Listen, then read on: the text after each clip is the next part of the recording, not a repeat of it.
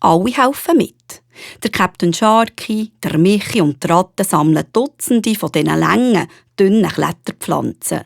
Sie machen Schnüre daraus und flechten sie ineinander rein. Der Fips sammelt Kokosnüsse von den Palmen. Und der Coco fliegt zu den Sträuchen und lässt die Beere ab.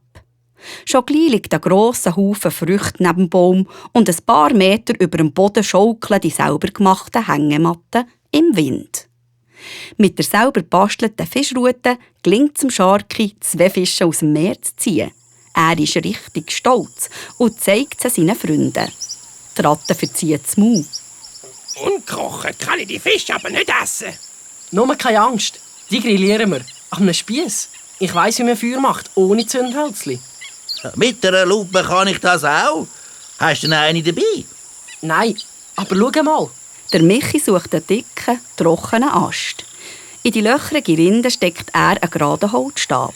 Drumherum legt er trockenes Moos als Zündhilfe. Jetzt dreht er den Holzstab zwischen den Händen ganz schnell hin und her. Immer und immer wieder. Eine Weile lang passiert gar nichts.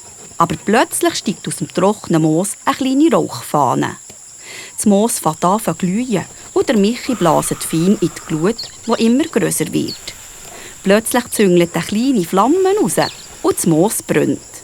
Säuferli legt der Michi kleine, trockene Zweige auf die Flamme und die fangen sofort an zu brennen.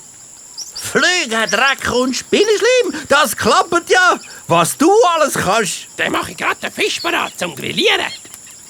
Fein, ich bin schon am Verhungern. Ha! Und mit dem Feuer können wir Rauchzeichen machen. Dann sehen uns andere Seeleute und können uns retten.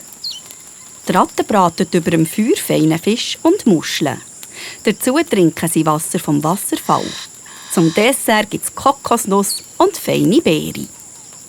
Boah, jetzt bin ich aber wirklich satt. Eigentlich ist es auf dieser Insel sehr schön. Dunkt es euch nicht auch? Ich bleibe aber auf keinen Fall für immer da. Müde von diesem anstrengenden Tag liegen der Sharky, der Michi und die Ratte in ihrer Hängematte und sagen sich Gute Nacht. Der Coco sitzt auf einem bequemen Ast. Der Fips schwingt sich noch einmal durch die Baumkrone und drückt am Michi und der Ratte ein dickes Gute-Nacht-Münzchen auf die Backe. Dann geht er zum Sharky in die Hängematte liegen. Du auch. Schlaf gut und träum süß. Von Surkabis und Säufüß.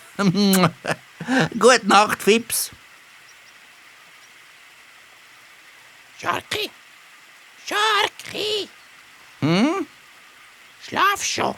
Jetzt nicht mehr. Ich kann nicht schlafen.